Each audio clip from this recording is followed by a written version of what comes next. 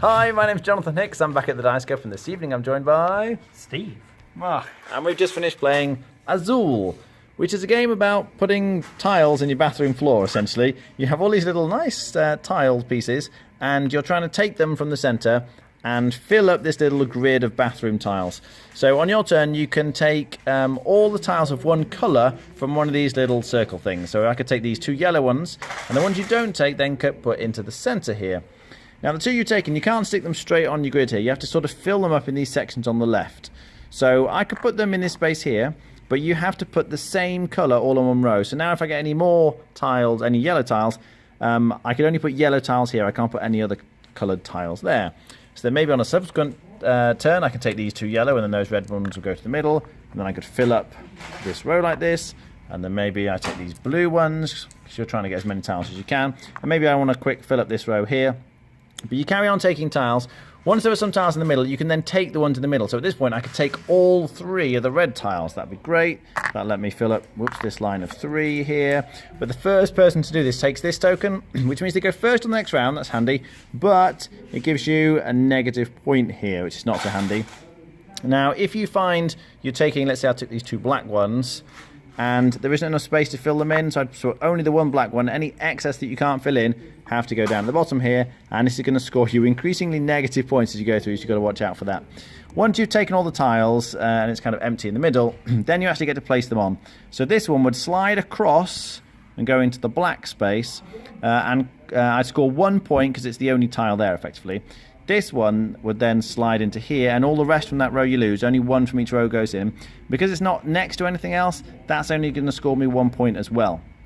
But for example, if I had, let's say, yellow here, well, not that one, if the red one was on this row, like this, when the red one slides in, because it's next to the black, I'm then going to get 2 points. However many it's next to when it slides into place, that's how many points you're going to get. And effectively, you're scoring every row and column. So if I'd done it like this, when this slides into place, I'd score 1, 2, 3, 4.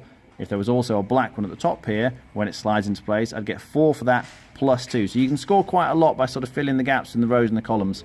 So you're scoring points each round, which you keep on this little score track, and then at the end of the game, which incidentally happens when somebody fills up one row, you're scoring 2 points for every full row, 7 points for every full column, and if you've got all the tiles of one particular colour, then you're going to get 10 points for each set of a complete colour that you've got. Whoever has the most points at the end is the winner. What do we think? I love this game. It's probably the most played game that I brought back from Essen, myself, and probably in the cafe as well. There's more interaction you think here. You can look at what other people can and can't take, and you can count, if I took this and this and this, and you can count how many turns it'll be before someone has to take the 8 blue ones that have been left in the middle and have to take lots of penalty points, and you can try and avoid being done in or try and do something like that. That's quite nice. It's kind of like a race to get the ones you want. You can see that someone else needs the red ones, and you need the red ones for your really, the bit that'll score you lots of points and then lots of points. That's really nice. Deciding whether to kind of forfeit and take that tile, the first grab from the middle, because once you do that, everyone else can take them for free. Effectively, you lose that point, but going first next time is really powerful. I haven't by anywhere near worked out how to play this game. Some games I start off really well and do awfully. Some games, like this one, I was in last place a couple of times, but I ended up coming a close second. So, I really like it. I think it's a great game. Mark? Yeah, as far as abstract goes, which is probably not my favourite type of game, this is pretty good. I think it is, as Steve said, it's just the drafting and hate drafting in it is what I enjoy, because you can do all the players in.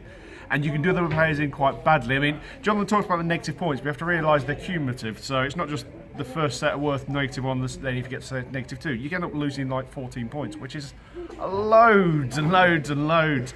And also it's got that kind of funness of just filling in, Tetris-y sort of, filling in holes and stuff, and people kind of, as you're building something, you get that feeling from it. Yeah, it works really well. Okay, rating? I'd give it 7.5. Okay. I give it 8.5. I really like it. Okay.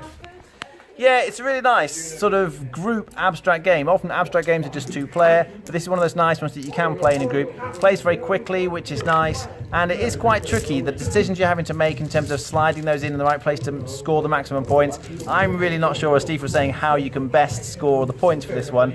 I'm not a big fan of abstract games, so I think I'd be on a 7 out of 10 myself, but I can see it's a very good game. I can see this is going to get a lot of play in the cafe around here.